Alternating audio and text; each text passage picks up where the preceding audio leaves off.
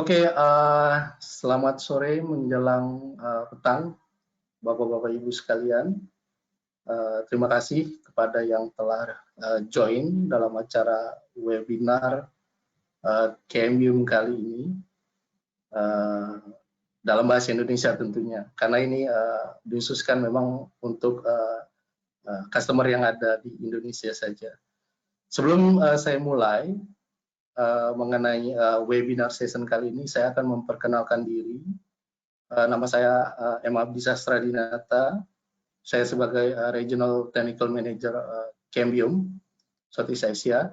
Dan di sini juga saya ada kawan juga join, yakni Pak Prakas. Say hello, Pak Prakas.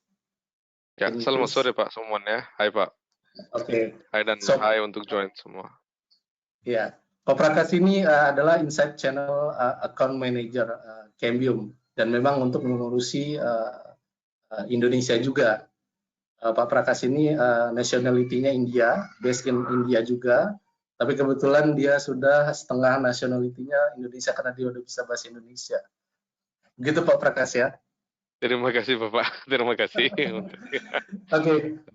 Oke, sebelum kita lanjutkan mengenai materi yang akan dibawakan, kemungkinan kalau misalkan ada pertanyaan ataupun keingintahuan ketika saya membawakan presentasi, mohon langsung saja diisi di chat box ya, di question box yang ada di panel Bapak Ibu sekalian.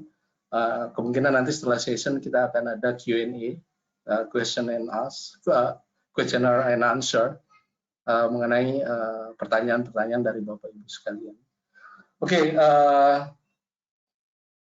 sekian untuk introduksinya. Kita lanjutkan.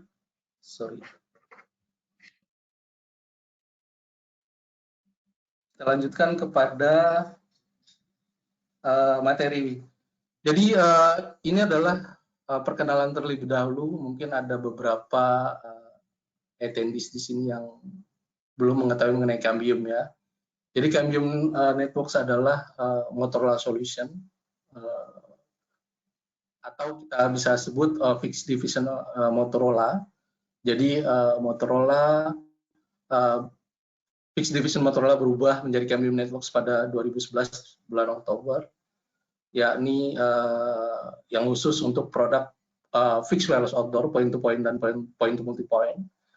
Dan yang kita tahu apabila Bapak Ibu sekalian sudah lama bermain di wireless komunikasi, tentunya paham dengan Motorola Canopy kan, karena ya memang ini adalah high-end produk dari Motorola fixed wireless outdoor pada saat itu. Akan tetapi sini juga kita mengembangkan dan juga menambah beberapa produk portfolio, bukan hanya fixed wireless outdoor saja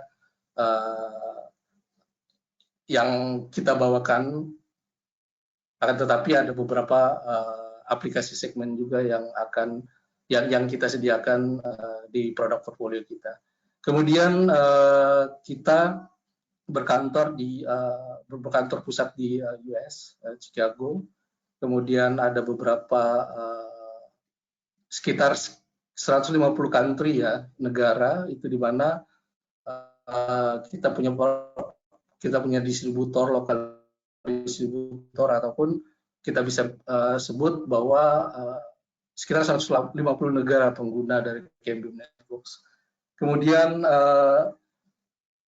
kita sudah mengirim atau mendeliver perangkat sebanyak 7 juta perangkat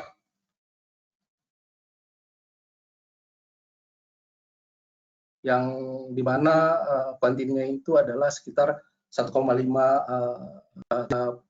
perpindahan dari Motorola ke KMYUM. Kemudian kita juga sudah IPO di Nasdaq 2019. Kemudian juga kita akuisisi Cirrus Access Point dari Riverbed juga di 2019. Kemudian mengenai KMYUM Network juga di sini kita sebut bahwa KMYUM Networks adalah multi gigabit wireless fabric company. Kenapa kita sebut seperti itu? Karena network solution bisa memenuhi kebutuhan konektivitas wireless mulai dari backhaul sampai konektivitas access dan dilihat juga dari masing-masing lokasi dan tempat di mana perangkat wireless tersebut bisa dipasang. Contoh misalkan di urban area, indoor maupun outdoor deployment condition, juga di residential area untuk yang deliver internet service ataupun IPTV services, kemudian juga industrial area dan juga tentunya di rural area di mana kita bisa mengcover daerah-daerah terpencil di mana daerah tersebut tidak ada internet connectivity ataupun GSM 4G LTE masih susah didapat. Juga kita sediakan dalam artian Cambium juga mengkonsumsi power yang sangat rendah. Jadi apabila ada kebutuhan repeater di area tertentu yang dimana power supply tidak ada di situ, PLN tidak ada di situ, hanya ada baterai ataupun solar panel, kita juga sangat cocok karena penggunaan dari perangkat kita sangat rendah-rendah sekali.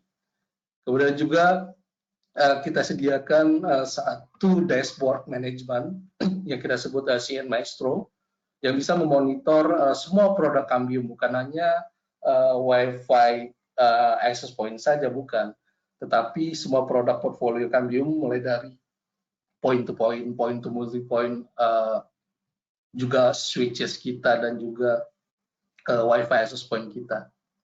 Jadi kita sebut sebagai satu dashboard untuk memonitor semua perangkat Cambium. Nah, dari segi produk portfolio kita bisa lihat kita dari kiri. Jadi kita punya fixed wireless point to point, di mana fixed wireless point to point ini kita ada dua pilihan, mulai dari licensed microwave ataupun unlicensed microwave. Unlicensed saya di sini adalah sub 6 GHz ya, di mana yang licensed microwave starting mulai dari di atas 6 GHz sampai 38 GHz. Kemudian untuk point to multi point, kita punya beberapa produk point to multi point, mulai dari fixed LTE, yang dimana bekerja di frekuensi LTE, tapi perbedaan LTE kita adalah fixed, bukan mobility LTE ya. Jadi hanya fixed, juga bekerja di 2.3 sampai 2.7 GHz sampai 3 GHz juga ada, dan terakhir kita baru rilis di frekuensi LTE yang 28 GHz, tetapi di Indonesia ini masih dikaji ulang oleh operator dan juga Kominfo karena keterbatasan, kata mereka keterbatasan dari sistem gain sehingga coverage mungkin tidak bisa jauh menggunakan 28 GHz untuk 5G roll out. Kemudian untuk multi gigabit kapasitas, kita juga menyediakan perangkat point to multi point yang dimana ini menggunakan millimeter wave frekuensi, yakni 60 GHz, yang dimana satu link itu bisa cover sampai 3.6 gigabit per second. Tetapi ya kita tahu 60 GHz sangat rentan sekali terhadap frame rate dan juga jarak tentunya nggak bisa jauh. Karena ini target kita adalah second option dari ketika kita tidak bisa mendeploy fiber di suatu area tertentu. Ini juga bisa dijadikan sebagai fiber backhaul ataupun akses terhadap end customer. Dan juga untuk point to multi-point dari high-end produk kita, yang untuk unlicensed band saya maksud adalah PMP 450, di mana ini adalah versi terbaru daripada Canopy produk, di mana versi Canopy itu adalah pertama keluar rilis itu adalah PMP 100 ya kan. Sekarang jadi PMP 450. Kemudian untuk yang kelas affordable atau terjangkaunya kita rilis itu IPMP, yang dimana ketika Motorola Era tidak ada produk terjangkau, tapi ketika kita berubah jadi Cambium Networks 2011 kita mulai start untuk merilis produk yang bisa kompetitif dengan produk seperti contoh MikroTik, Ubiquiti dan kawan-kawan. Jadi kita punya IPMP, dan IPMP sekarang ini kita sudah rilis yang IPMP 3000 Ini adalah 80211 AC chipset, jadi kapasitasnya bisa lebih maksimal. Kemudian di sektor Wi-Fi kita punya beberapa Wi-Fi deployment, Wi-Fi product di sini, di mana ada beberapa tingkatan Wi-Fi, mulai dari Wi-Fi 5 dan Wi-Fi 6. Dan juga kita lihat di gambar ini ada Cyanpilot E-Series. Ini adalah ordinary dari produk dari Cambium atau development dari Cambium, dan Cirrus X-Series adalah produk platform yang kita acquired atau akuisisi dari Cirrus Riverbed sebelumnya. Sedangkan XP-Series adalah penggabungan dua teknologi ini, di mana teknologi Cambium yang Cyanpilot E-Series dan juga dari Cirrus Series itu digabungkan terhadap Wi-Fi model yang baru, yang mana kita sisipkan adalah Wi-Fi 6, Wi-Fi 6 dengan menggunakan 80211ax chipset, di mana teknologi penggabungan antara Cyanpilot E-Series dan Cirrus Riverbed. Kemudian juga kita punya switches. Kenapa kita butuh switches di sini? Sedangkan kita ada produk Wi-Fi wireless ya. Kenapa? Karena kita punya CN Maestro tadi kan, satu dashboard single pane of glass kita sebut untuk memonitor end-to-end, di mana ketika kita menggunakan third party switches itu akan menjadi blank spot ketika ada perpindahan. Misalkan kita punya backhaul point-to-point radio, kemudian dari end-side-nya kita pakai point-to-multipoint kita. Nah, otomatis kan ada switching tuh antara point-to-point radio dengan point-to-multipoint radio. Nah, dengan kita provide switch, kita juga bisa tahu bila ada permasalahan dari switch tersebut.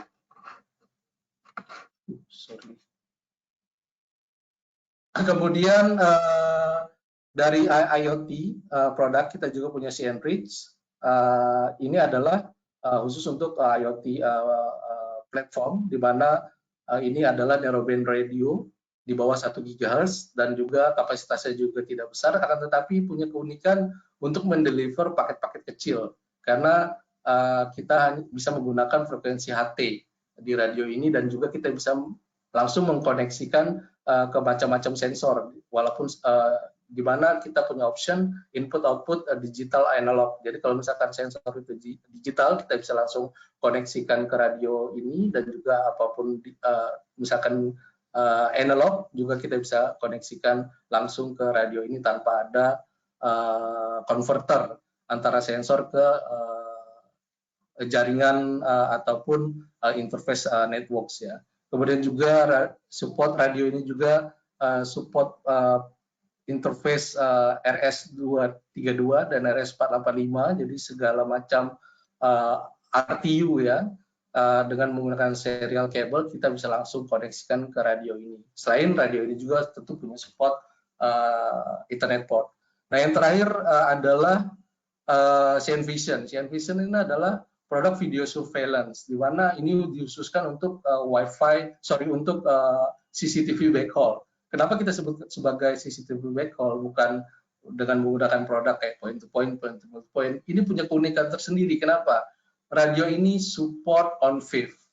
Ini yang uniknya. Sehingga ketika radio ini dikoneksikan dengan CCTV brand seperti Axis, kamera, Dauha, kamera, ataupun yang support on fifth, jadi di GUI produk radio ini bisa menampilkan gambar dari kamera tersebut.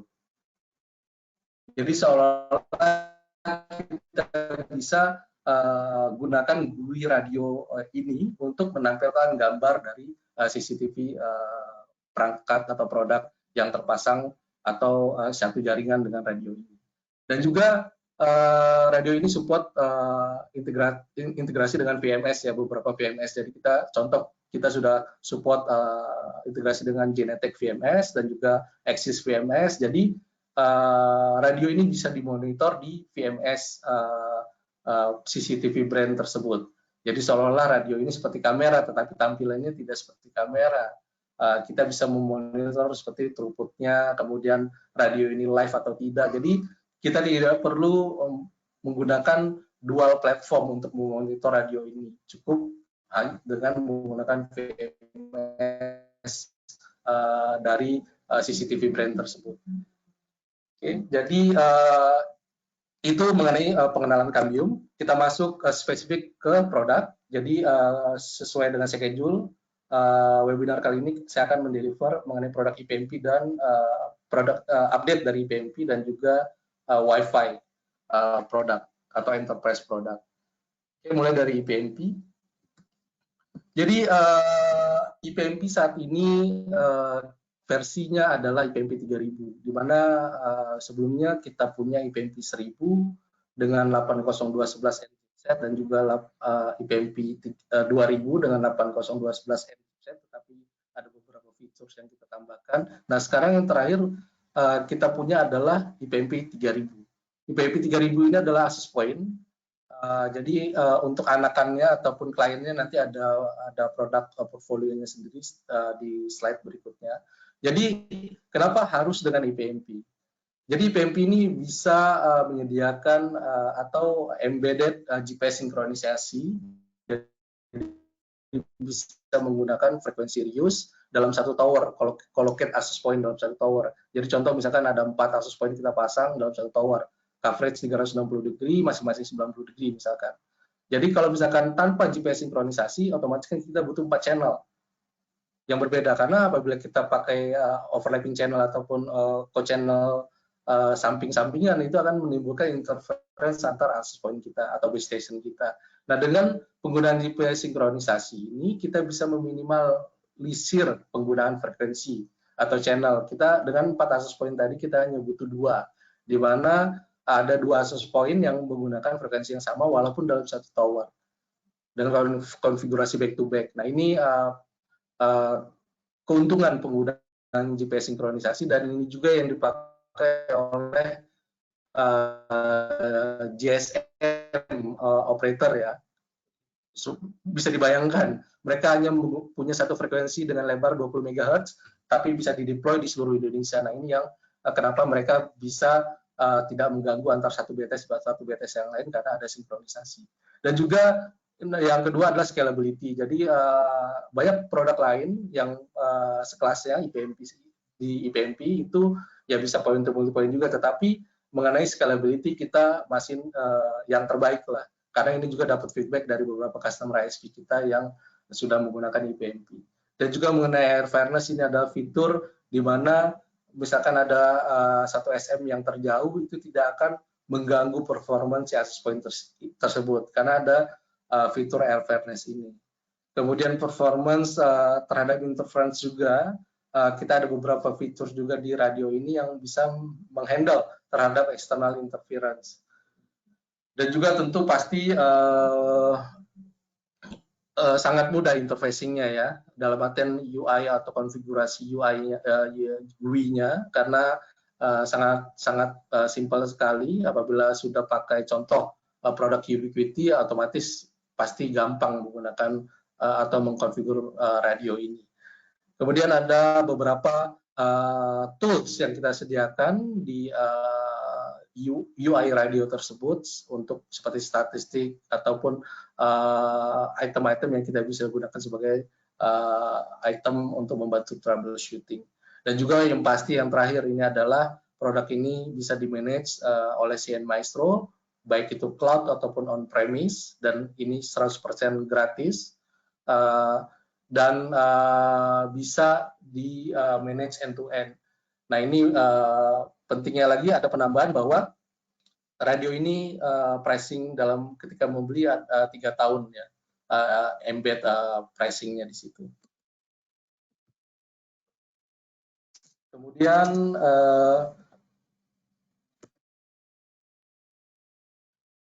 perbandingan antara radio IPMP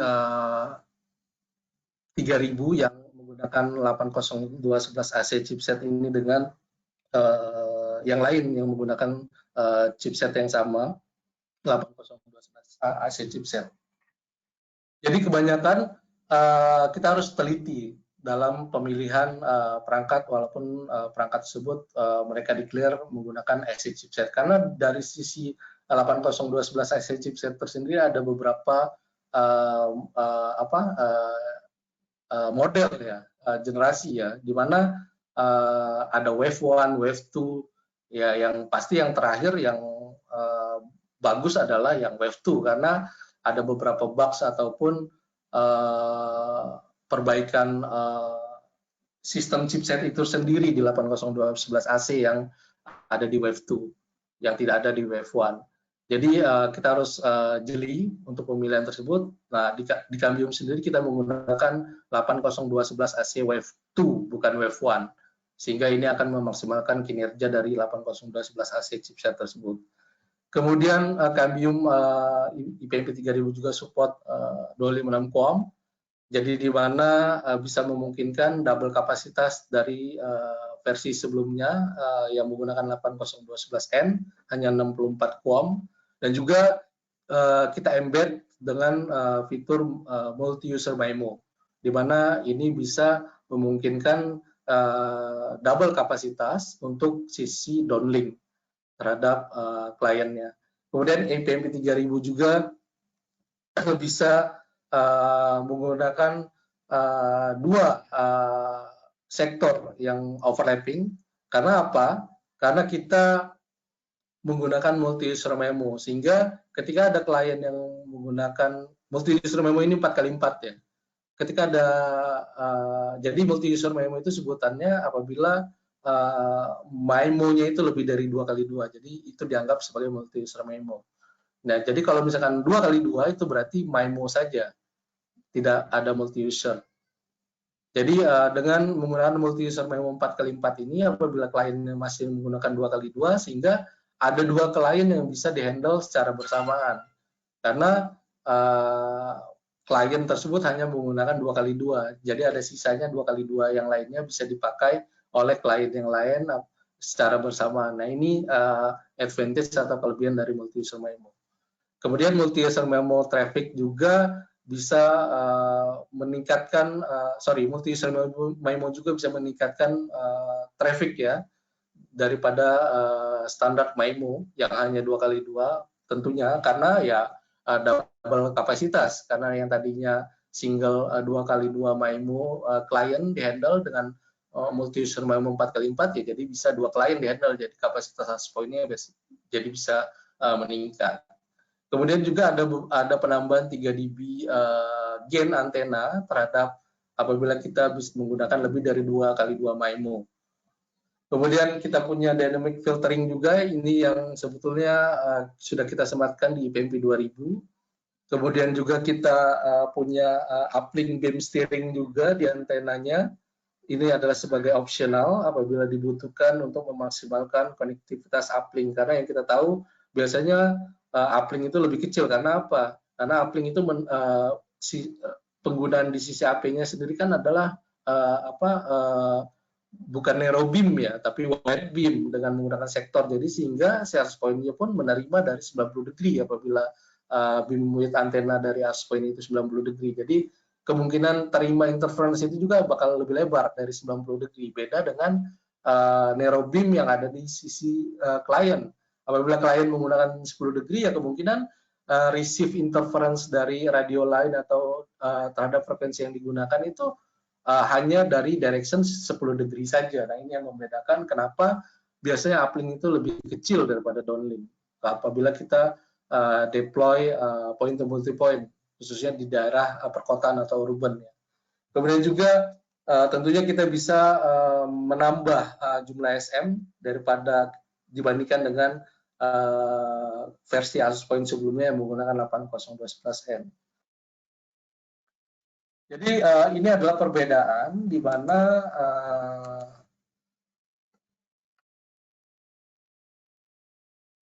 produk kita menggunakan 802.11 AC chipset Wave 2 dengan produk lain yang katanya menggunakan Gen 2, tetapi sebetulnya itu adalah Wave 1. Mereka tidak mau menggunakan Wave 2, tetapi Gen 2. Sedangkan sebetulnya Gen 2 itu ya Wave 1 masih, bukan Wave 2. Tapi di Cambium sendiri kita menggunakan kata nama Wave sesuai dengan standar dari Qualcomm chipset sendiri. Jadi misalkan di 802.11 AC itu ada dua generasi ya. generasi Wave 1 dan Wave 2, tetapi ada beberapa kompetitor yang tidak ngaku bahwa mereka menggunakan Wave 1, tetapi mereka kasih nama dengan Gen 2. Sebetulnya mereka menggunakan Wave 1, bukan Wave 2. Nah, perbedaannya adalah ketika mereka menggunakan radio tersebut, modulasinya mentok hanya di 64 QAM. Itu perbedaannya. Sedangkan yang kita tahu 80211 AC kebanyakan bisa sampai 256 QAM minimal. Ataupun apabila menggunakan produk yang lain, misalkan bisa sampai modulasi tinggi pun, dibutuhkan sistem budget gain-nya itu lebih besar untuk menggunakan modulasi yang lebih tinggi. Contoh misalkan di sini kan Faber LTU PMP ya, dengan dia katanya bisa sampai 4096 QAM. Tetapi kalau kita lihat dari budgeting, link budgetnya itu dia butuh sekitar 44 dB untuk menggunakan modulasi tersebut. Jadi ya dengan 44 dB ya bayangkan saja apabila ada di high interference segala macam sangat susah pasti kita dapat SNR atau kita sebut kakaknya ya, lebih itu carrier to noise ya, carrier to noise itu 44 dB itu sangat-sangat susah sekali. Tetapi dengan produk Cambium karena ada penambahan fitur terhadap external interference handling, kita hanya membutuhkan sistem budget, link budgetnya itu SNR 27 dB kita bisa dapat di 64 QAM. Dan otomatis ini bisa menambah panjang atau menambah jauh coverage dan juga tentunya throughput, karena semakin tinggi modulasi yang dipakai, otomatis kan semakin tinggi throughput yang didapat. Dan juga tentunya mengurai link budget, otomatis antena gain pun semakin mengecil. Kemudian bagaimana multi-user MIMO di IPMP 3000 ini bekerja? Jadi ini sebagai study case kita punya 6 klien, ada satu access point coverage 90 degree, punya 6 klien di mana kita positioningkan tiap klien ini di berbeda-beda ya. Jadi kalau kita lihat di peta seperti ini, jadi ada perbedaan sekitar dari center misalkan 0 degree itu ada minus 48 ke kiri. Minus 48 derajat ke kiri itu paling maksimum untuk azimutnya, dan juga 39 plus 39 ke kanan itu paling maksimum azimutnya. Otomatis kalau kita lihat coverage-nya ini nggak sampai 90 degree, sekitar 87 ya, 87 degree saja. Jadi ada sisa 3 degree di sini. Nah, bagaimana multi-user MIMO bekerja itu? Jadi access point ini akan membuat grouping, di mana apabila klien tersebut adalah 2x2, mereka akan bikin grup access point tersebut secara otomatis akan bikin grouping, di mana apabila ada misalkan nih ada 6 klien ya.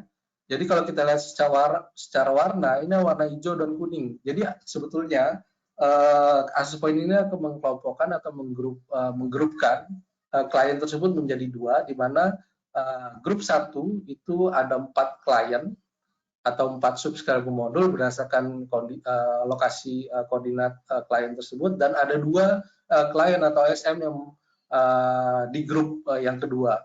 Ya. Keuntungan grouping ini adalah, jadi grup 1, grup 2 ini bisa melakukan transaksi traffic secara bersamaan, karena ya 2x2 tadi. Sedangkan access point kita kan 4x4, jadi 2x2 dikasih untuk yang grup 1, 2x2 lainnya dikasih untuk yang grup 2, sehingga kapasitasnya itu bisa double, jadi tidak mempengaruhi kapasitas antara grup 1 dan grup 2, jadi bisa maksimum.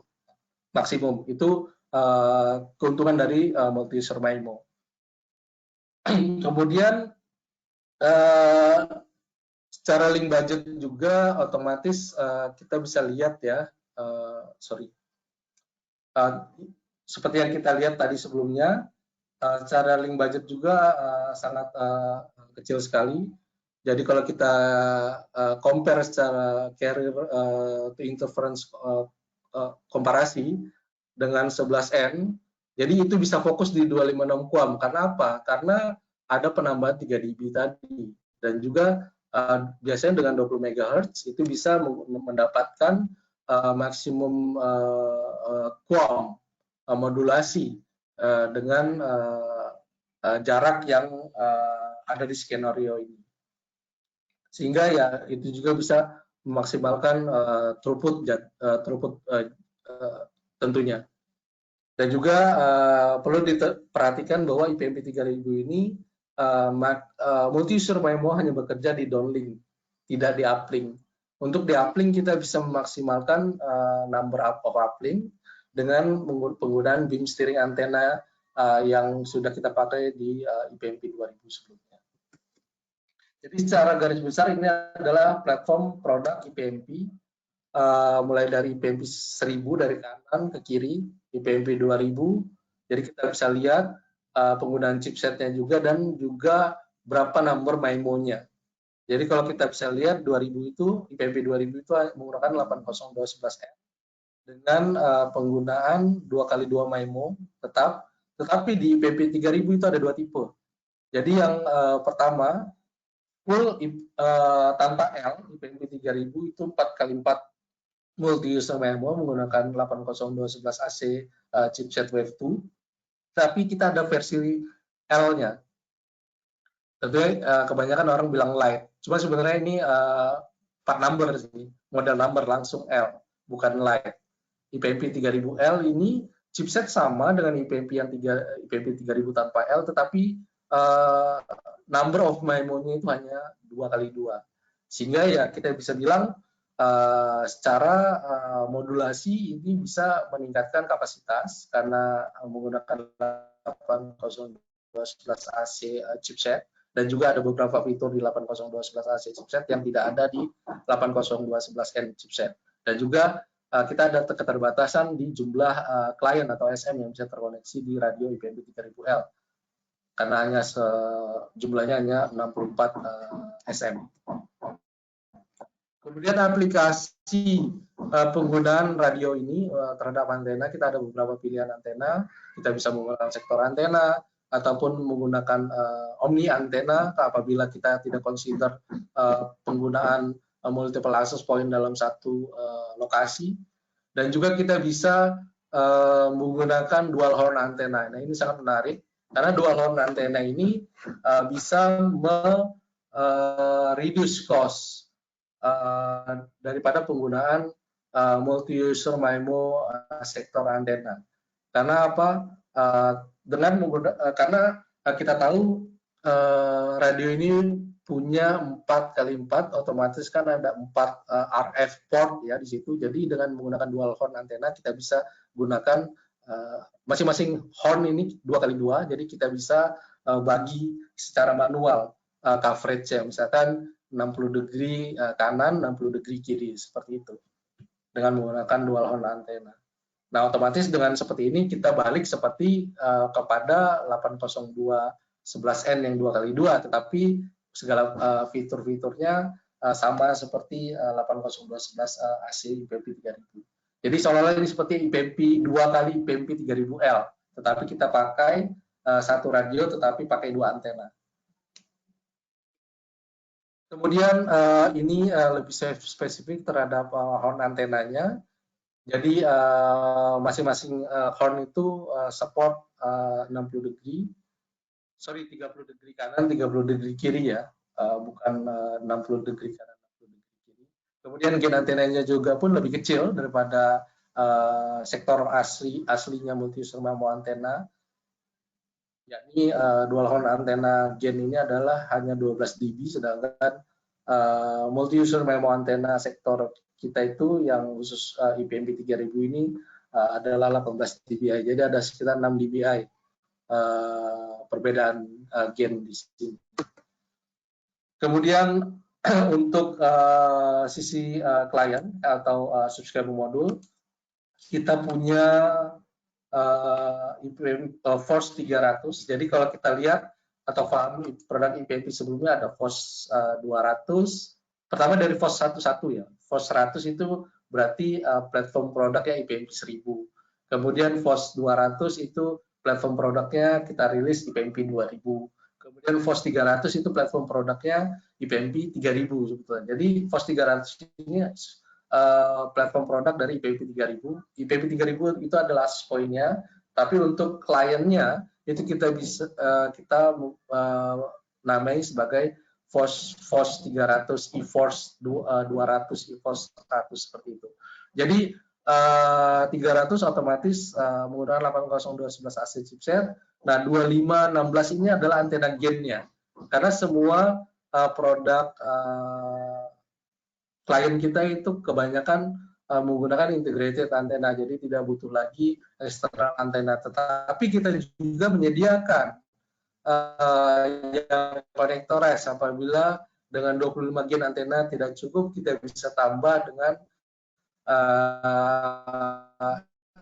antena yang lain dengan gain yang lebih tinggi.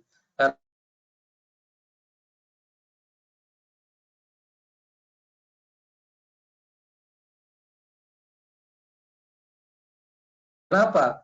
Radio ini bukan hanya sebagai klien untuk koneksi ke point to multipoint IPMP 3000 saja, tetapi ini juga bisa diaplikasikan sebagai point to point radio. Jadi itu keuntungannya. Jadi kita bisa pakai FOS 325 misalkan itu sebagai point to point aplikasi, bukan hanya point to point. Bisa bunyi. Itu adalah contoh 25 lainnya. FOS 300 CSM kita ganti dengan antena Omni sebagai access point-nya. Bisa koneksi tetapi hanya satu klien saja. Tidak bisa lebih dari satu klien. Seperti itu. Dan juga kita ada punya yang versi low cost-nya juga F313L. Di sini ini bedanya adalah dari sisi antena gain ya, antena gain lebih rendah, dan juga dari Ethernet port-nya juga dia hanya 100 Mbps dibandingkan dengan ordinary FOS 300 ya, itu ada gigabit Ethernet. Kemudian portfolio di produk 802 sebelumnya, ini kalau kita lihat dari atas N sebelum kanan ke kiri, mulai dari integrated subscriber module kita sebut ISM, kemudian CSM, ini adalah platform dari IPMP 1000, dan juga di IPMP 2000 kita rilis FOS 210, dan sebenarnya menggunakan beberapa fitur yang kita tambahkan atau kita modifikasi terhadap model yang terakhir, walaupun sama-sama menggunakan 802.11n. Oke, kemudian slide berikutnya.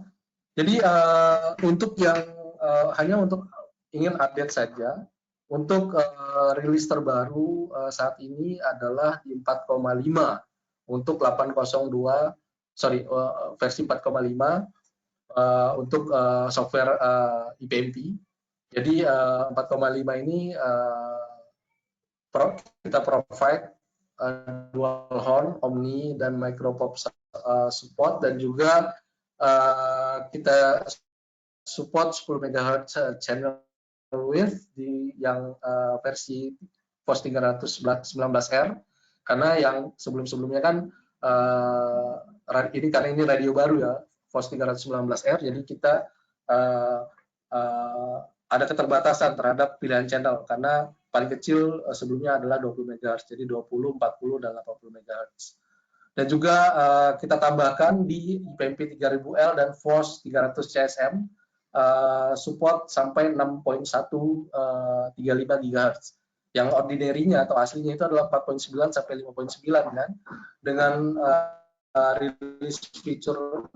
rilis software 4.5 ini kita tambahkan kita open frekuensi range ya untuk di radio IPMP 3000L dan juga FOS 300 CSM, tetapi untuk FOS 325 dan 16 tidak bisa. Jadi ada penambahan spektrum baru, tapi merujuk kembali pada regulasi lokal ya. Kemudian juga mengenai multicast support di IPMP 3000, jadi IPMP 3000 sudah support multicast traffic, dan juga kita sudah sisipkan konfigurasi point to point dengan low latency atau kita sebut ya ePTP. Mungkin yang sudah pakai radio ini tahu untuk konfigurasi ePTP karena kita mencari low latency di radio link tersebut. Kemudian di fitur 4.5 juga ini kita bisa memungkinkan penggunaan dynamic channel selection, di mana ini seperti fitur yang ada di PTP 670 ataupun high-end PTP kita. Jadi bisa karena 80211 AC itu toolsnya itu bisa online spectrum analyzer, jadi dia bisa memonitor dari waktu ke waktu secara online, tidak mati spectrum analyzer-nya, sehingga dia bisa mengkalkulasikan dan juga bisa menentukan channel mana yang paling baik kondisinya ketika radio link tersebut beroperasi, sehingga ketika ada channel yang dipakai itu terindikasi kena interference, dia akan pindah ke channel yang lower interference. Kemudian juga ketika first deployment, kita punya automatic channel selection untuk point to multipoint, di mana kita tidak perlu lagi merubah atau memilah-milih channel frekuensi yang dipakai. Jadi biarkan radio yang menentukan channel mana yang bisa dipakai ketika pertama kali instalasi atau pertama kali kita hidupkan perangkat radio tersebut dengan fitur ACS ya, Automatic Channel Selection. Jadi perbedaan ACS dan DCS ini, dynamic ini, perpindahan channel ketika radio link itu beroperasi, tetapi ACS Automatic Channel Selection adalah pemilihan channel ketika radio tersebut mulai operasi atau ketika radio tersebut baru dihidupkan. Dan juga ada penambahan support language ya. Sayangnya Indonesia belum support di sini. Kemudian itu versi IPMP dengan menggunakan 80211 AC chipset. Nah, yang terbaru adalah kita merilis itu Force 400, seri 400, yang dimana ada Force 425 dan 400 connectorized. 425 ini atau otomatis 25 dBi antena gain integrated, dan Force 400C ini adalah connectorized. Nah, bedanya ini sudah menggunakan 80211AX chipset, atau yang kita sebut bahwa radio ini juga menggunakan chipset yang sama yang dipakai oleh Wi-Fi 6, Wi-Fi 6, generasi Wi-Fi 6, di mana otomatis pasti ada penambahan atau penambahan kapasitas dan penambahan fitur di radio ini tentunya. Sebagai contoh, salah satu kunci speknya adalah bisa memprovide kapasitas sampai 1 gigabit per second. Kemudian latensinya di bawah 5 milisecond walaupun tanpa menggunakan ePTP, dengan hanya TDD atau fitur dari Cambium, Time Division Duplex TDD PTP, itu bisa di bawah 5 milisecond, dan juga frekuensi range-nya juga sudah lebar ya, sama seperti Force 300L, IPMP 3000L, 3000L dan Force 300 CSM ketika di-upgrade ke software 4.5, jadi dari 4.9 sampai 6.135, jadi lebih lebar 230 MHz dari sebelumnya. Kemudian juga TX power maksimum itu 28 dBi kita bisa pakai, dan juga integrated antena 25 dBi dengan Force 425, dan juga support SFP port karena kita ada optional SFP port di situ, dan juga standar PoE-nya adalah gigabit Ethernet tetap. Jadi ada dua port ya di radio ini, beda dengan IPMP versi sebelumnya di 80211N, itu hanya single port. Kemudian ini adalah lanjutan dari Force 425 ya, atau 400C ini. Jadi saat ini kita merilis hanya sisi kliennya dulu untuk 80211AX. Jadi untuk access point-nya kita akan rilis nanti awal tahun depan. kita namai IPMP 4000. Jadi kita rilis dulu untuk kliennya bisa digunakan agar bisa digunakan sebagai point to point dengan 802.11ax, jadi bisa menambah sekitar 60%. Ini berdasarkan tes yang sudah kita lakukan, dan juga tetap masih menggunakan 2x2 MIMO, jadi kita tidak perlu khawatir terhadap antena eksternal MIMO 2x2 yang existing misalkan. Apabila kita mengganti dengan radio ini, apabila kita menggunakan FOS 400 connectorized, dan juga spektrum efisiensi lebih tinggi, 12.5 bit per second per hertz, dan juga otomatis modulasinya juga lebih tinggi daripada 802.11ac, yakni bisa sampai 1024 QAM, di mana 802.11ac ataupun versi 300 atau versi IPMP 3000 itu hanya sampai 256 QAM.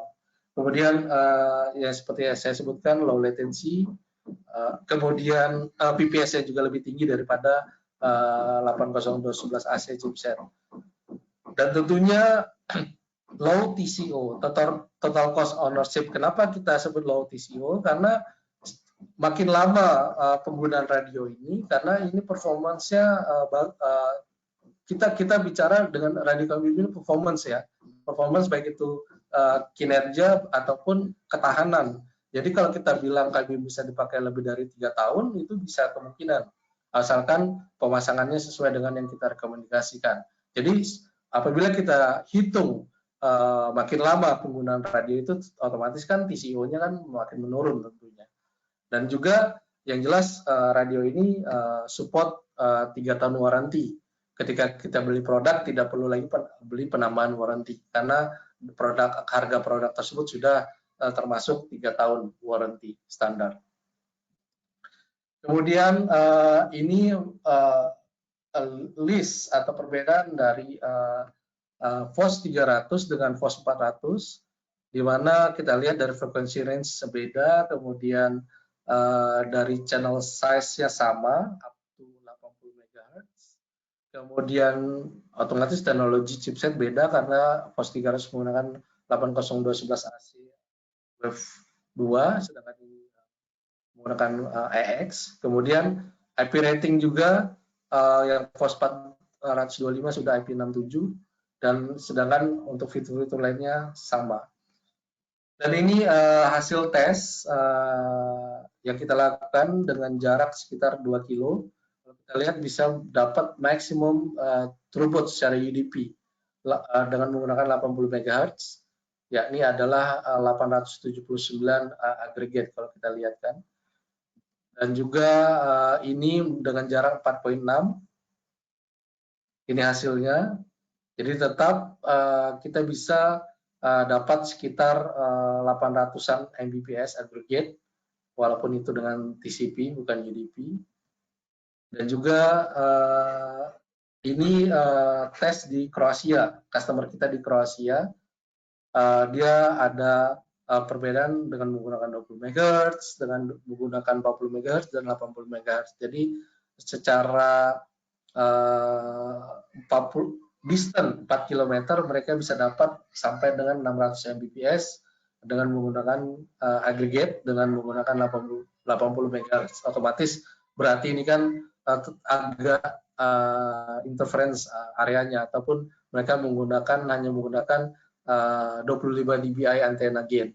Apabila ditingkatkan gain antenanya, mungkin bisa lebih dapat maksimal kembali. Karena ya tahu apabila karena saya dapat dua input ya, penggunaan perangkat ini dengan salah satu antena tipe baru yang masuk pasar Indonesia, itu bisa dapat maksimum dengan jarak tidak diinfokan, tetapi saya lihat bisa dapat sekitar 600-an ya, 400-an uplink downlink, sehingga kita sebut ya hampir mendekati 900 ataupun di atas 800.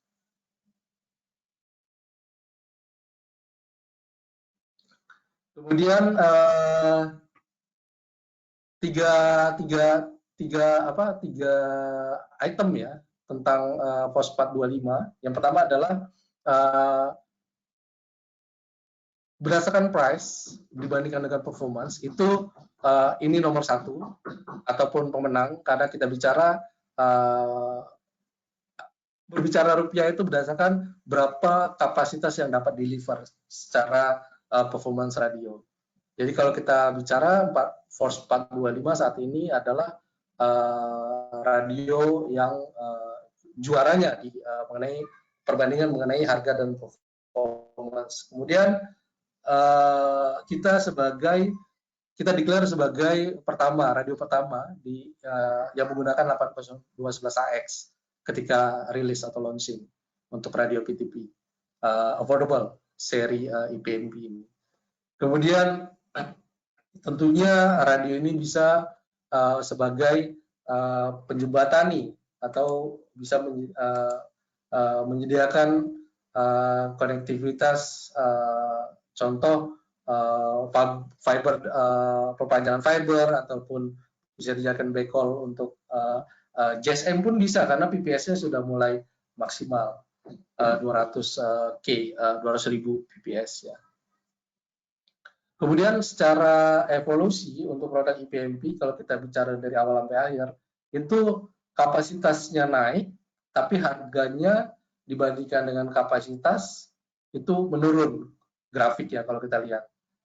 Jadi kalau kita bicara berapa price-nya sih per Mbps, itu seharusnya saat ini menurun karena kapasitas naik saat ini.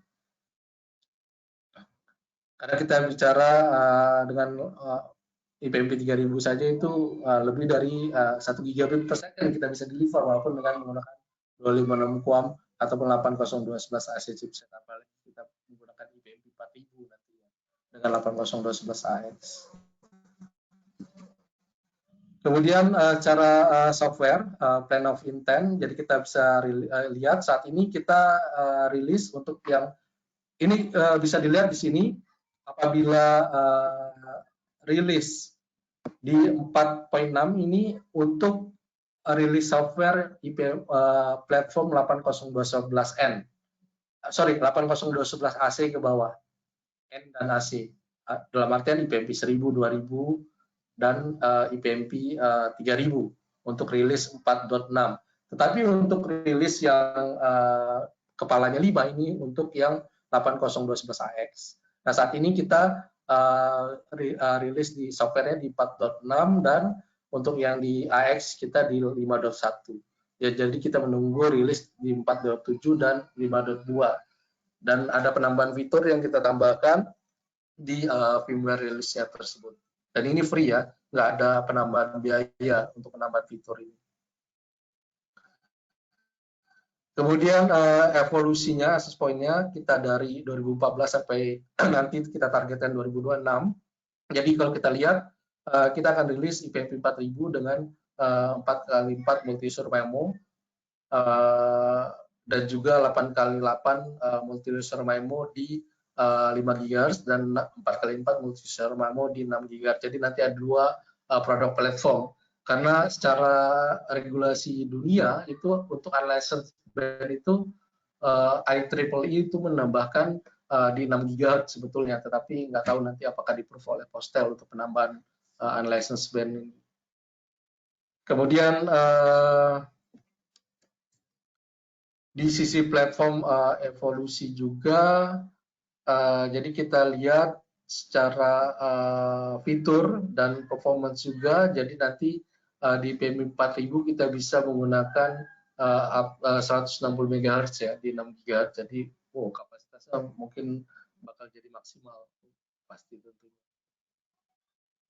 Oke, kemudian ini draft spek dari IPMP 4000. Jadi kalau kita lihat penggunaan, kita targetkan penggunaan 80 MHz channel itu kapasitasnya bisa sampai 2 gigabit per second dengan 1024 QAM, dan dengan 4096 QAM kita targetkan bisa dapat 3 gigabit per second walaupun menggunakan 80 MHz channel. Kemudian ini typical atau produk review view-nya atau image-nya. Jadi di 5 GHz kita support 8x8 multi user MIMO nanti. Sedangkan di 6 GHz kita hanya support 4x4. Dan ini untuk SM-nya. Jadi di SM-nya kita sudah rilis ya IPMP Force 400 CSM, bisa digunakan sebagai subscriber modul ataupun klien ataupun yang integrate dengan 25 dBi antena. Oke, itu untuk IPMP. Masuk ke Wi-Fi ya. Waduh, ini udah panjang kali saya ngobrol. Jadi saya akan ringkaskan saja. Jadi untuk Wi-Fi, kita berbicara mengenai Wi-Fi Enterprise Grade sini. Apa itu Wi-Fi Enterprise Grade sebetulnya? Jadi pertama yang kita perlu lihat untuk enterprise grade itu, jadi kita harus lihat mengenai service delivery. Jadi ini pasti merujuk pada bagaimana si access point tersebut atau Wi-Fi access point tersebut mendeliver dengan good performance tentunya, dan performance baik. Dan juga yang kedua bisa mengoptimalisasi penggunaan RF ya dengan fitur yang ada di access point tersebut. Kemudian roaming adalah satu kunci. Jadi kalau misalkan Wi-Fi tersebut nggak bisa roaming ya bukan namanya enterprise grade tentunya. Dan juga harus ada bagaimana Wi-Fi tersebut bisa di-manage dalam satu platform, atau kita sebut, kebanyakan orang sebut Wi-Fi controller. Nah, itu harus ada Wi-Fi controllernya juga. Itu namanya enterprise grade. Kemudian secara penambahan di kemudian hari itu sangat mudah untuk penambahannya, merujuk pada tools yang disediakan oleh vendor tersebut, contoh seperti Wi-Fi planning tools. Nah, ini semua item ini disediakan atau kita deliver di Wi-Fi access point enterprise Cambium. Kemudian valuable-nya lagi mengenai Cambium adalah tentunya dengan essential service kita bisa memberikan access point dengan free of cost atau free of charge atau tanpa biaya penggunaan CN Maestro sebagai manajemen dan network monitoring. Kemudian dari sisi advance, kan apabila tidak si customer ataupun kita tidak perlu penambahan fitur ataupun service menjadi ke advance, kita juga ada pilihannya sebagai dengan menggunakan CN Maestro seri X. Dan tentu intinya ini menggunakan atau ada perlu penambahan licensing di CN Maestro akunnya kita. Kemudian secara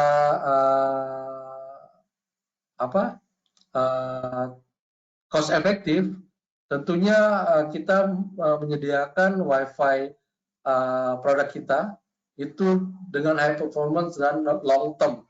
Jadi ini sangat bagus sekali apabila kita perhitungkan dengan TCO ya, dan juga tentunya penambahan 3 tahun dan 5 tahun waranti di harga produk. 3 tahun untuk Wi-Fi access point outdoor. Jadi untuk tipe outdoor semua Cambium kecuali yang PTP 670 itu kita berikan 3 tahun garansi. Dan 5 tahun garansi untuk yang produk indoor. Itu perbedaannya. Kemudian Cambium kalau kita lihat dari dua produk portfolio di gambar ini jelas ada skala portfolio untuk bisa memenuhi berbagai macam aplikasi di pasar ataupun di market. Tapi kita dapat melihat perbedaan antara keduanya dengan mempertimbangkan kebutuhan dari aplikasi tersebut. Contohnya untuk perusahaan kecil, menengah ataupun besar. Dan juga CN Pilot memiliki nilai TCO yang total cost ownership ya, yang luar biasa tanpa tambahan biaya manajemen cloud ataupun licensing dengan menggunakan CN Maestro Essential, free of cost, 100% gratis, dan sangat ideal untuk mengembangkan bisnis kita ke customer yang mempunyai karakteristik yang berbeda-beda dilihat dari tipe customer itu sendiri. Jadi CN Maestro adalah sistem yang sama yang bisa digunakan saat ini. Jadi ini adalah cara yang sangat berisiko rendah apabila kita ingin mengembangkan sistem Wi-Fi access point kita di kemudian hari. Kemudian CN Pilot Cyrus yang kita akuisisi dari Riverbed ini dirancang untuk skala tipe customer perusahaan yang mulai dari menengah ke besar dengan tentunya melihat dari aplikasi yang digunakan seperti segmen IoT ataupun analitik untuk suatu lokasi. Jadi portfolio CN Pilot Series menggunakan SDR radio, software defined radio. Jadi kita bisa menentukan radio band apa saja yang kita bisa pakai. Jadi contoh misalkan ada 3 radio di radio tersebut, misalkan 1,4 dan 5 GHz. Dengan teknologi SDR ini kita bisa rubah 2,4 jadi 5 GHz di radio Cyrus. Inilah keuntungan dari atau fitur atau kelebihan dari Cyrus radio. Kemudian kita juga menyediakan jaringan multi gigabit dalam satu kesatuan atau saling berkaitan ya antara Wi-Fi access point radio kita dengan switch CN Maestrik kita dan juga dengan menggunakan single cloud dashboard atau single on-premise dashboard dari CN Maestro karena kita bisa memonitor bukan hanya access point-nya saja, tetapi bisa memonitor sampai end client, jumlah end client ataupun klien Wi-Fi-nya itu membuka aplikasi apa saja kita bisa monitor di CN Maestro. Jadi kita tidak, misalkan ada kalau kita menggunakan third-party otomatis apabila ada putus koneksi dari internet gateway ataupun dari CN Maestro ataupun dari Wi-Fi controllernya ke access point itu kita tidak bisa melakukan troubleshooting secara remotely. Tetapi apabila kita menggunakan 3 aset penting ini di jaringan kita, jadi tidak ada black spot monitor dari CN Maestro atau Wi-Fi controller kita. Kemudian kita juga menyisipkan fitur PBA, Poly Based Automation di CN Matrix atau switch kita. Dan nanti akan saya jelaskan apa itu PBA. Kemudian ini portfolio dari produk CN Pilot Wi-Fi E-Series kita. Jadi kita sebut ini menggunakan 80211AC, tetapi kita menggunakan Wave 2 untuk produk E-Series indoor kita. Kemudian untuk yang outdoor kita ada 2 tipe, ada yang menggunakan Wave 1, ada yang menggunakan Wave 2. Jadi kita di sini ya jujur ya, kalau menggunakan Wave 1 ya Wave 1, nggak perlu kasih nama yang lain ya kayak Gen 1, Gen 2 seperti itu. Jadi contoh misalkan dengan EI700 kita menggunakan tipe chipset terakhir di 80211AC yaitu Wave 2.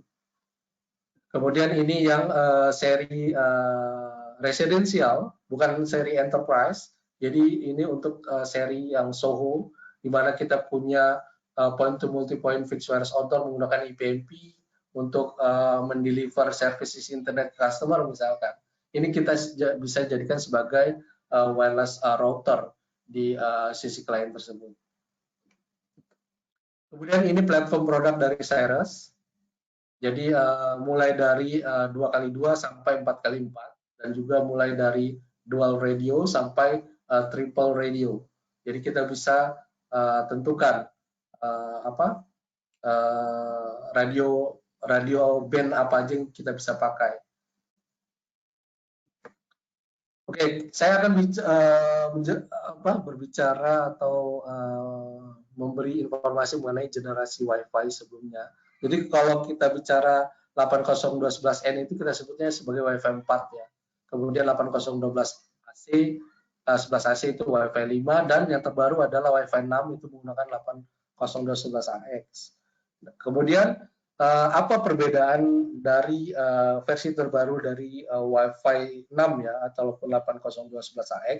Yang pertama, teknologi yang disisipkan di fitur ini adalah multi-user OFDMA ataupun orthogonal frequency division multiple access, yang dimana di versi sebelumnya di Wi-Fi 5 itu hanya menggunakan OFDM, orthogonal frequency division multiplexing, tanpa multi-user ya, atau dengan menggunakan multiple access. Jadi ini akan mempengaruhi dari jumlah concurrent user yang bisa melakukan traffic secara bersamaan. Ini concurrent user ini kita bicara bukan total number klien yang bisa dilayani oleh access point tersebut, bukan ya, tapi concurrent, betul-betul concurrent. Jadi melakukan traffic secara bersamaan. Kemudian yang kedua ya perbedaannya adalah multi-user MIMO. Jadi di Wi-Fi 6 ini kita tambahkan multi-user MIMO-nya itu bukan hanya di downlink, tapi di uplink. Jadi sehingga kapasitas radionya, Wi-Fi kapasitasnya itu bisa jadi seimbang, linear ya. Karena sebelumnya di 802.11ac itu kebanyakan hanya di downlinknya saja, uplinknya tidak menggunakan multi-user MIMO. Kemudian ini sejarah mengenai kapasitas dari masing-masing chipset, di mana dulu kita dapat 450 Mbps maksimum di 11N, kemudian 800 Mbps di 11AC, dan kita targetkan di 11AX itu mendapatkan 2,5 gigabit per second. Itulah mengapa dirilislah baru versi PoE saat ini ya, 802 3BT ataupun BZ. BT itu sampai 60 watt, 5 gigabit per second, sedangkan BZ itu 30 watt sampai 2,5 gigabit per second untuk Ethernet port. Kemudian perbedaan teknologi dari 802.11ac ataupun teknologi Wi-Fi sebelumnya, yang pertama adalah ya seperti yang saya sebutkan, multi-user MIMO bisa sampai 8x8 dengan bidirectional dan downlink dan uplink, dan juga ada OFDMA di sini dan juga downlink dan uplink bidirectional untuk meningkatkan, memaksimalkan concurrent user, dan juga punya uplink resource scheduling, sehingga ini gunanya untuk menghemat daya baterai dari Wi-Fi client seperti handphone, komputer, karena di 802.11ax ini bisa memute TX power dari client Wi-Fi client tersebut dengan gain yang tidak besar. Maksud saya memute TX power-nya ya, bukan memute koneksi, memute TX power, tetapi koneksi tetap ada masih. Jadi sehingga penggunaan konsumsi power atau baterai dari Wi-Fi client tersebut jadi lebih hemat daripada sebelumnya. Sedangkan di versi sebelumnya itu ya fix. Jadi kalau kita transmit di jarak 100 meter, penggunaan daya konsumsinya berapa watt, misalkan seperti itu, ya terus-terusan aja seperti itu dia transmitnya dan konsum powernya, walaupun tidak ada traffic yang melewati Wi-Fi network tersebut. Tapi di 802.11ax ini punya konsep uplink resource scheduling, jadi target wake time ya, TWT. Jadi bisa menghemat baterai si Wi-Fi client. Kemudian FDM simbol di 802.11ax ini lebih panjang, sehingga kemungkinan ya ini berhubungan dengan OFDMA ya. Kemudian modulasi juga otomatis, sebelumnya 802.11ac hanya 256 QAM, di AX ini kita provide sampai 1024 QAM. Kemudian ada penambahan range ataupun jarak karena ada penambahan desibel ataupun power di TX Power di 802.11ax. Kemudian special stream ataupun spatial frekuensi antar channel baik itu 2,4 dan 5 GHz itu lebih besar daripada di 802.11ac. Dan juga ada BSS coloring untuk menghindari co-channel interference apabila dalam satu lokasi itu menggunakan kita deploy multiple access point dan juga dari multiple access point ini misalkan ada 2 access point yang overlapping channelnya dengan menggunakan channel yang saling co-channel ya, co-channel interference dalam artian sama channelnya, itu tidak mengakibatkan saling interferensi antar satu access point dengan access point kedua karena ada BSS coloring ini sehingga akan memanage dua Wi-Fi access point atau device ini untuk mengecilkan TX power-nya atau menaikkan TX power-nya.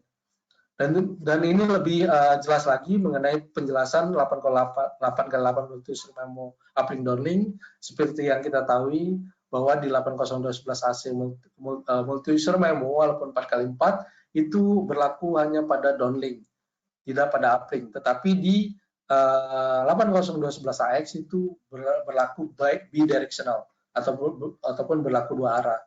Dan juga dari sisi RF teknologi, jadi untuk OFDM atau orthogonal frequency diffusion multiplexing itu menggunakan 20 MHz itu pembagian subcarrier untuk memaksimalkan jumlah concurrent user yang bisa connect di access point ini hanya sampai 52 subcarrier di 20 MHz. Sedangkan di 802.11ax itu bisa sampai 242 subcarrier pembagian subcarriernya dari 20 MHz channel wide ataupun lebar channel 20 MHz. Jadi sehingga ya otomatis resource unit untuk Wi-Fi client itu lebih banyak sehingga jumlah klien yang bisa connect ataupun concurrent user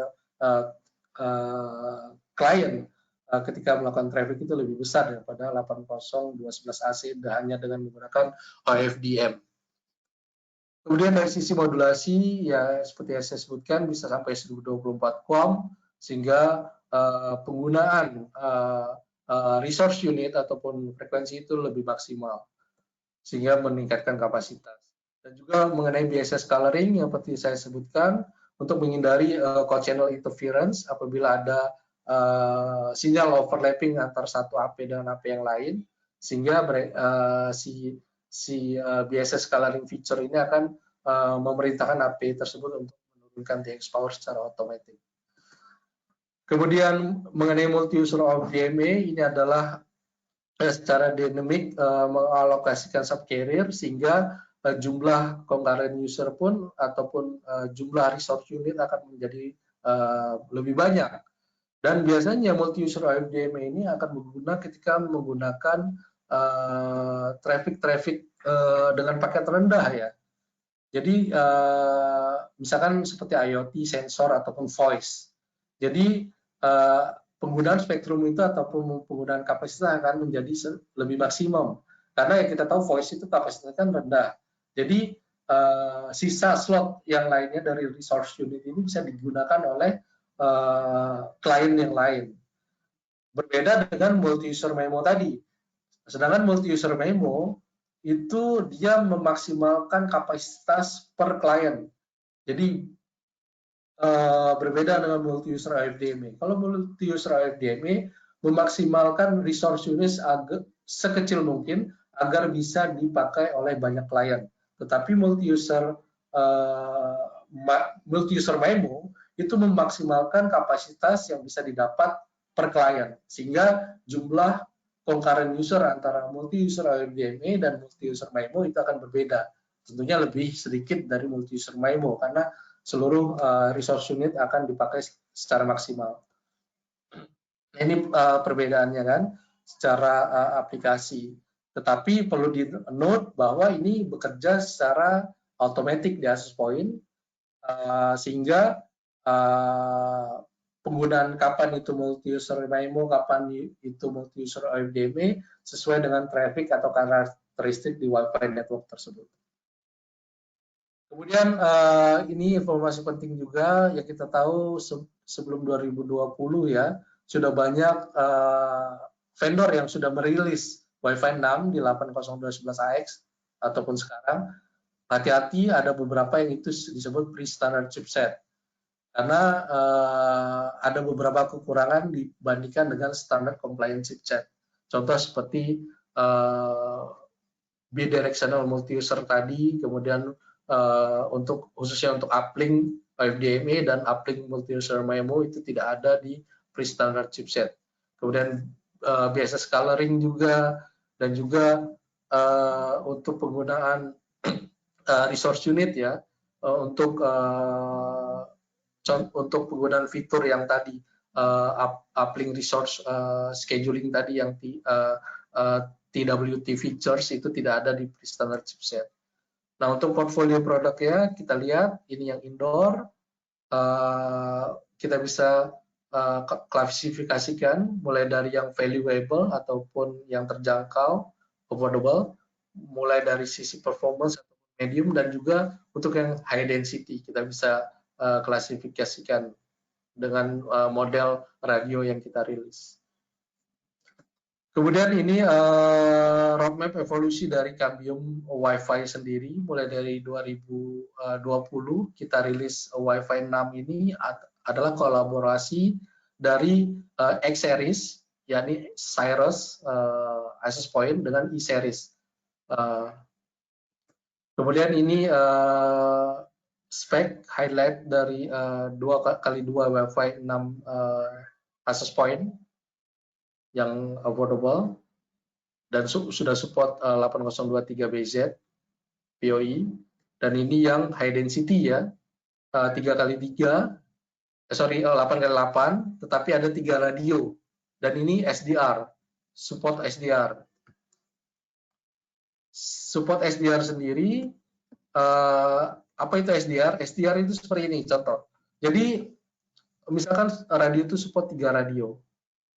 2 di 5 GHz dan 1 di 2,4. Nah, ini bisa kita combine. Yang 5 GHz ini menjadi 8x8.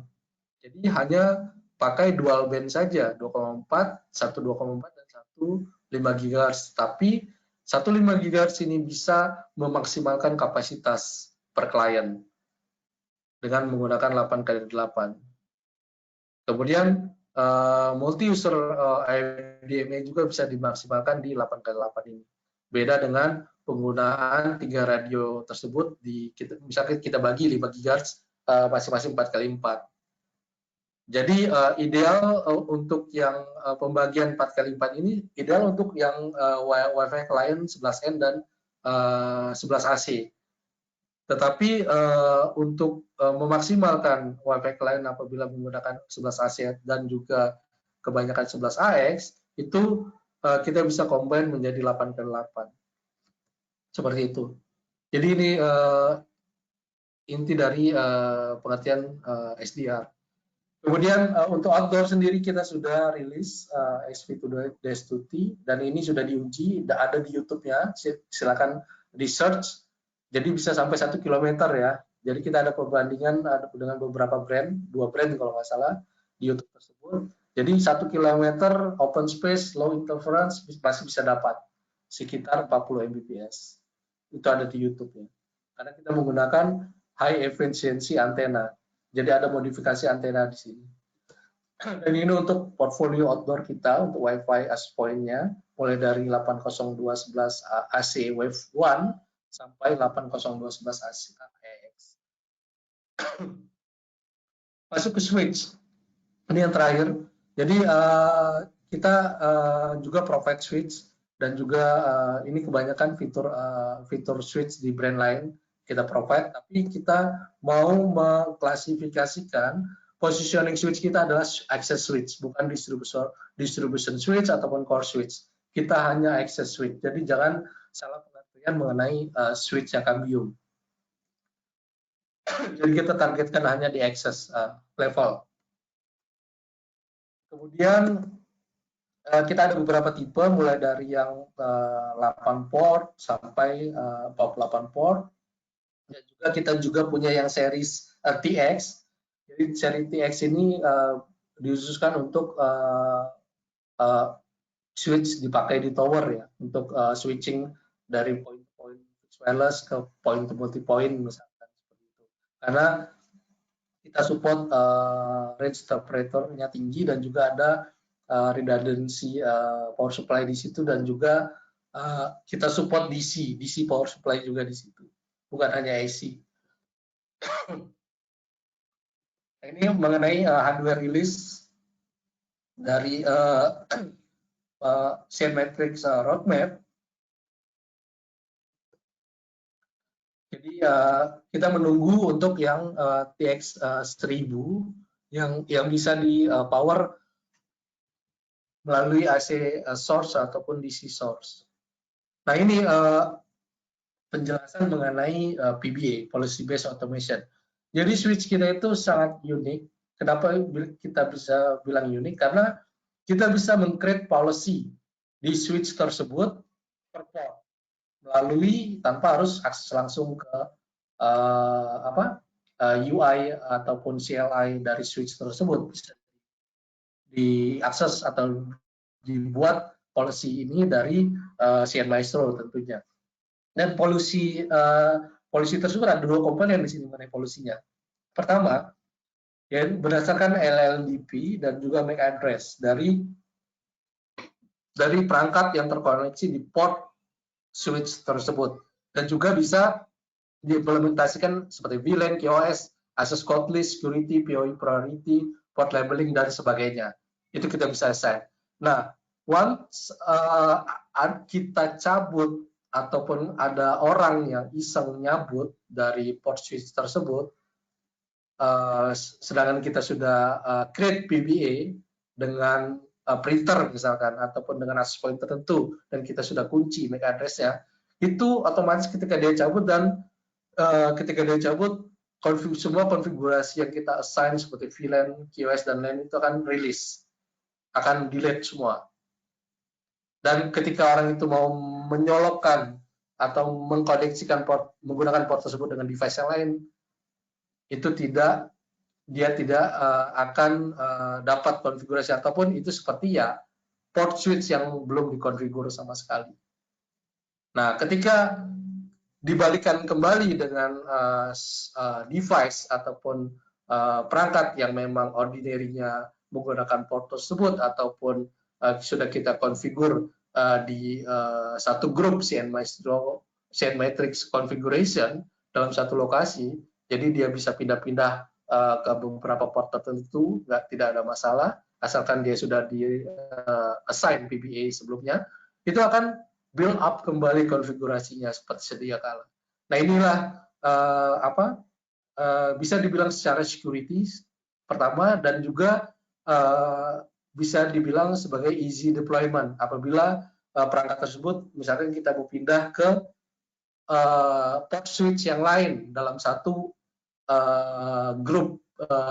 grouping networks ya. Jadi itu sangat mudah sekali. Jadi tidak perlu lagi mengkonfigurasi ataupun copy paste konfigurasinya ke switch sebelah ataupun port sebelah. Jadi itu gunanya PBA di switch Yakan View. Jadi itu saja, mungkin mohon maaf ya agak lewat waktunya ya. Hampir 25 menit lewat. Jadi ini slide terakhir, jadi sebelum kita masuk ke sesi tanya jawab, mungkin ini akan tidak akan saya bacakan, biar dilihat saja, saya akan langsung masuk ke sesi tanya jawab. Oke. Hanya satu. Hanya satu pertanyaan di sini. Ini dalam menghadapi cuaca hujan yang tinggi, apakah IPB terganggu performanya karena di Indonesia cukup tinggi curah hujannya? Oke, sebetulnya apabila kita bahas mengenai rain rate efek atau akibat dari curah hujan ya, sebetulnya di 5 GHz itu sangat kecil sekali, 0,1 dB kalau nggak salah per kilometer. Bisa dikatakan ya tidak ada kendala sebetulnya sih kalau di 5 GHz atau 5 GHz ke bawah mengenai curah apabila ada terdampak dengan curah hujan tinggi, tidak ada masalah sebetulnya. Yang terjadi masalah apabila mulai di atas 7 GHz, itu mulai makin tinggi frekuensinya, itu penambahan losses desibelnya itu makin tinggi per kilometer, seperti itu Pak Yustiana ya. Selain hujan dengan embun di pegunungan karena vendor lain selalu drop. Oke. Jadi ini curah hujan dengan fogging itu hal yang berbeda ya. Jadi kalau fogging ini memang agak rentan sekali ya. Jadi memang ada terkendala apabila kita kena fogging itu lebih parah daripada curah hujan. Karena ya kita punya pengalaman seperti itu. Makanya itu kita perlu betul-betul menghitung secara betul link budget sesuai dengan arahan dari link planner tentunya. Dan jelas pasti fogging ini ataupun kabut ini biasanya tidak masuk di kategori link budget kita. Karena kita tahu untuk fixed wireless outdoor kita punya link planner ya. Link planner ini adalah aplikasi gratis dari Cambium untuk menghitung link budget ataupun link planning dari suatu sistem komunikasi radio. Jadi sebetulnya untuk fogging memang betul Pak. Tapi fogging tersendiri ada beberapa karakteristiknya ya. Ada kabut tipis dan juga misalnya kita pasang di atas gunung itu sebetulnya bukan kabut Pak, awan malahan. Nah ini yang bisa menambah makin besar losses. Jadi kalau kabut itu sendiri memang kita tidak bisa ataupun awan gitu ya. Kalau kita pasang di atas gunung itu tidak bisa memprediksinya. Kita hanya memprediksinya rain rate saja, curah hujan, karena curah hujan sendiri kita bisa hitung berdasarkan milimeter per hour ya. Seperti itu, karena itu udah ada datanya dari masing-masing lokasi tertentu. Seperti itu Pak Yustiana. Apabila ada pertanyaan lain silakan. Ini ada yang hanya satu Pak. Oke Pak Hairul, untuk IPMP Force 200 dan Force 300 bisa dihubungkan? Bisa. Jadi untuk EC untuk yang versi terbaru Force 300 dan Force 200 bisa dihubungkan, tetapi rugi sebetulnya kan apabila pakai Force 300 ke Force 200. Kenapa?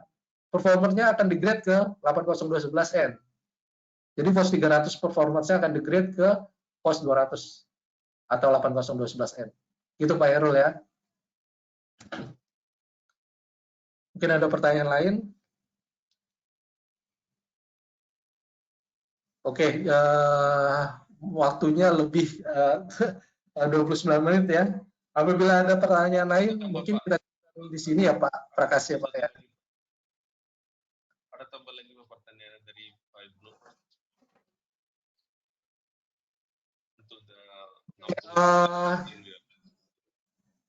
Pak Yustiana, apabila untuk ini minjam alat POC bisa hubungi distributor kita Pak. Nanti bisa hubungi saya offline aja Pak ya, di nomor saya chat deh. Di nomor ini Pak ya. Nanti saya infokan untuk distributornya ya, informasi distributor, atau bisa di search di Google Pak. Itu ketemu kok. Kemudian dari Pak Ibnu, apa mitigasi ke depan untuk produk 60 GHz? Maksudnya mitigasi apa Pak Ibnu? Jadi sebetulnya untuk 60 GHz kita sudah ada ya, P5000 dan untuk access point-nya distribution node kita sebut, dan juga ada pilihan kliennya, ada dua pilihan, V3000 dan V1000.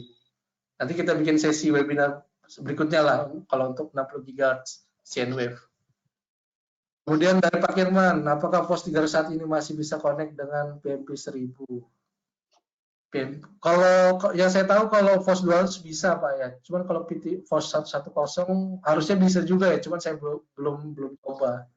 Karena itu pun saya coba di customer input ya, berdasarkan customer input.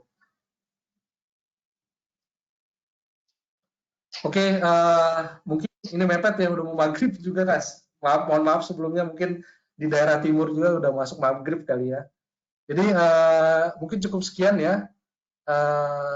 Saya apresiasi sangat, terima kasih telah join webinar kita kali ini. Mungkin nanti akan saya schedulekan, mungkin dicicil ya, karena ini 3 produk sebetulnya, jadi agak panjang.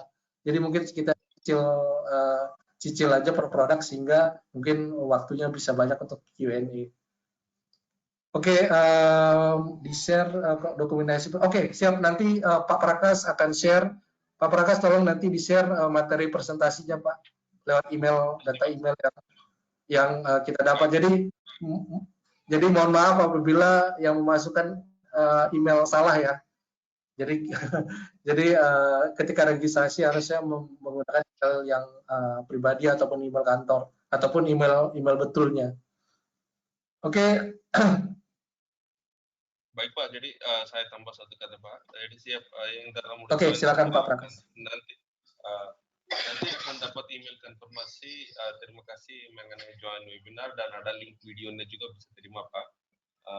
Kemudian kalau ada pertanyaannya yang lain bisa dikirim email ke saya. Nanti saya forward ke publik, kita loopin untuk connect ke Bapak untuk share jawabannya ya. Siap. Oke, jadi sampai di sini dulu Bapak-Bapak, Ibu-Ibu sekalian. Terima kasih telah join webinar kita. Kita berharap bisa join lagi di webinar kita berikutnya. Terima kasih, selamat sore menjelang malam, dan tetap ikuti prokes. Wassalam. Terima kasih Pak Abdi, terima kasih untuk semua. Terima kasih Pak Prakas ya Pak. Ya. Thank you Pak. Selamat sore Pak. Ya. Thank you Pak.